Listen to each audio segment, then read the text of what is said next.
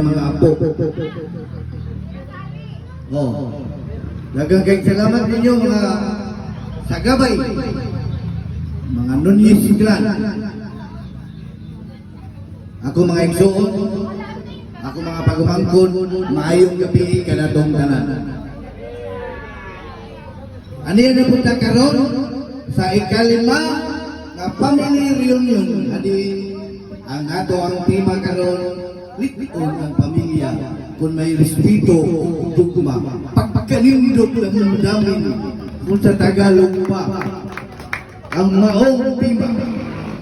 Manghinaon ka nga kining tanan atong itisog sa atong aling patakan. O muingon ako, everybody is now welcome to this fifth family reunion sa Nunez clan. Daghang salamat.